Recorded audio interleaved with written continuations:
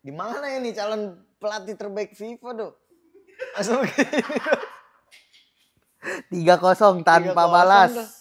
Masih 3-0. Lagi Amorim ini tuh punya aneh gitu loh menurut Kenapa gua. nih? Kenapa? Bagus lah kemarin formasinya. Rotasinya Iya. terlalu banyak ngerotasinya. Udah kemarin lumayan nih main lumayan nih. Iya. Otak-atik lagi. JJ lah starting. Højlund udah kemarin. JJ anjing bau banget anjing. Iya KSTI bener-bener KSTI anjing. Eksperimen mulu. Tapi gue nggak ngerti 9 pertandingan. Iya tuh. 1 kali menang ya? Itu. 1 kali menang. Iya. 1 kali menang, 1 atau 2 ya? 1 ya? Dan peringkat 6. Peringkat 7. 7 ya? 7. Peringkat 7 anjing. Berarti dia kegeser Bournemouth, kegeser Nottingham ya? Iya. Anjing. Apa sih? Kenapa Pep Guardiola dan koleganya nih susah banget tuh keluar dari rentetan hasil buruk ini? Yang kalah merapat, dua Manchester kalah merapat. Selengkapnya kita bahas aja di obrolan bola anak renta. Ngobrol santai, bahas bola.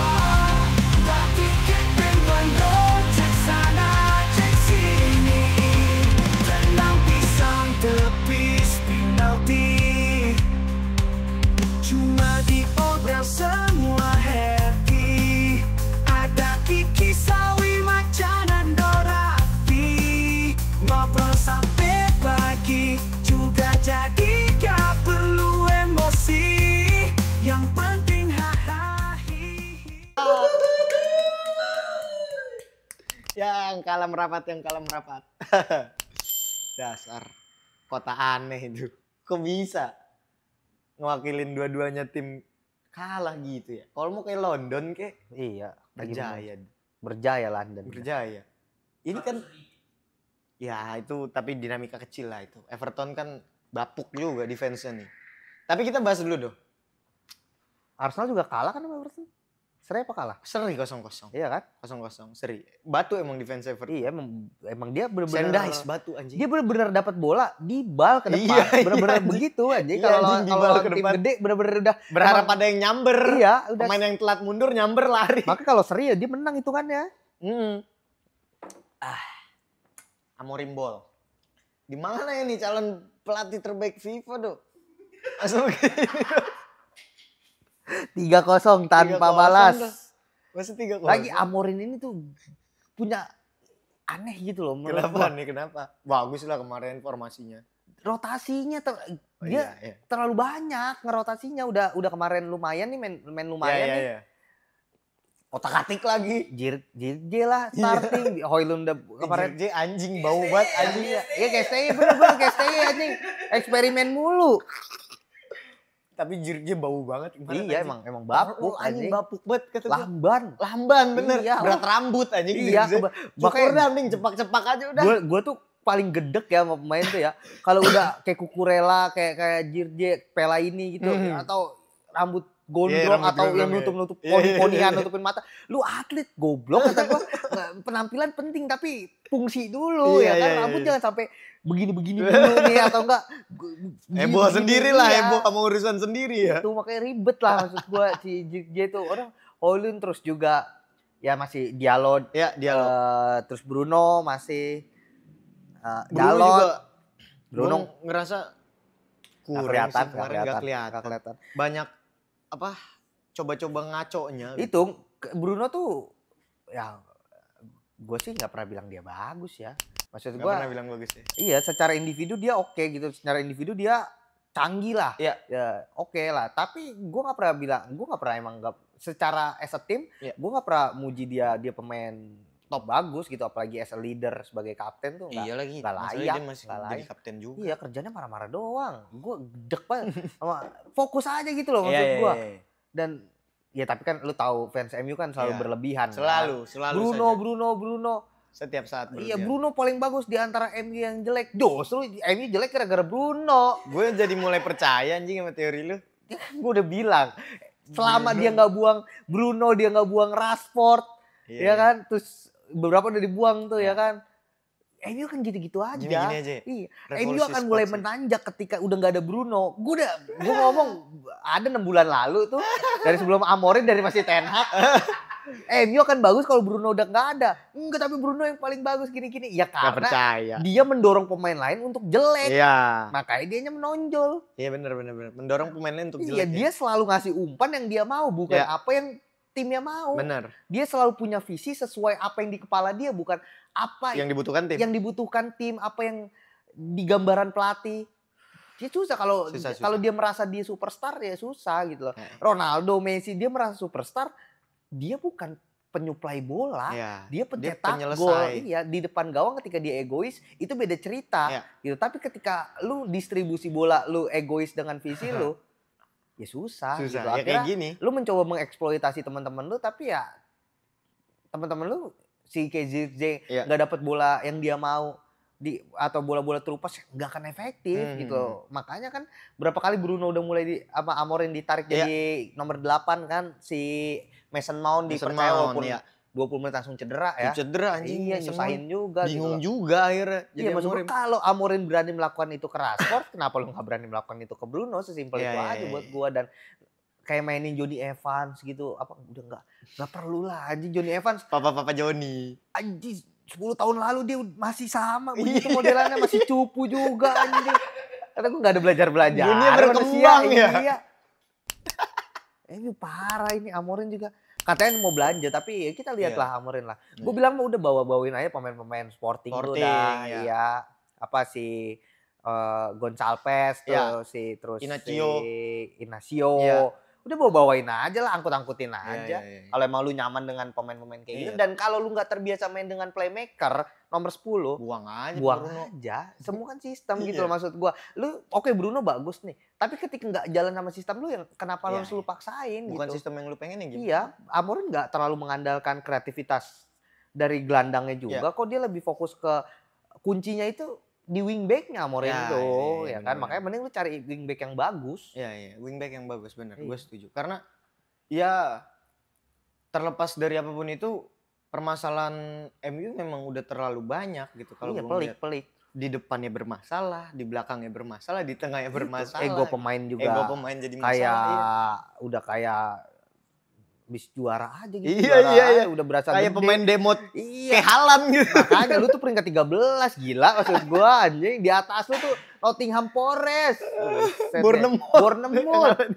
Nah, lucu banget anjing gue. Levelannya lu setara sama Crystal Palace itu 15 ya kan. Maksud gua lu jangan ngerasa gede. Udah fokus main aja yang benar. Dan ya buat gua sih masih dengan statement gua, selama ada Bruno dan Rashford dan kolega-koleganya yang nggak akan termasuk Lindelof kali ya. Iya, orang-orang lama yang punya yang udah di atas 5 tahun lah. Itu gue kayak gini. Iya. Gue biasa main kayak gini ya susah bener. Gitu. Makanya mau lu ganti pelatih, siapa pelatihnya 3 juga. Apa aja gimana lah, udah semua pelatih dicoba dan gak ada yang works. Gini, 1 pelatih ganti gagal, 2 ganti gagal masih oke, tapi udah 4 pelatih udah 5 diganti, 5 bahkan nggak ada satupun yang berhasil. Ya bukan pelatih yang salah kalau kayak gini. Iya. Setuju. Secara dana orang bilang enggak, pemiliknya pelit. Apaan lu udah dibebasin. Semua pemain yang dimau jadi baru naik langsung. Iya.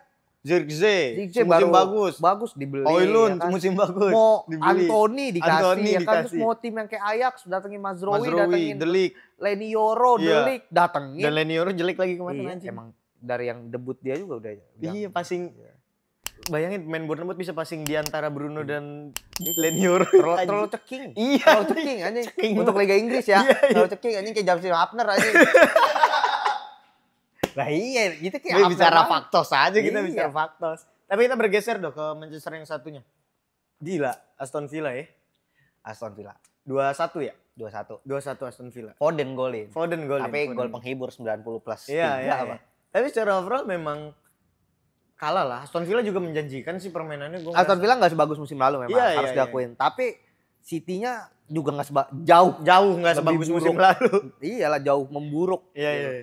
Tapi gue nggak ngerti, 9 pertandingan, satu kali menang ya? Itu. Satu kali menang, 1 atau 2 ya? Satu dan ya? peringkat 6. Peringkat 7. 7 ya? 7. Peringkat 7 anjing. Berarti dia kegeser Bournemouth, kegeser Nottingham ya? Iya. Anjing.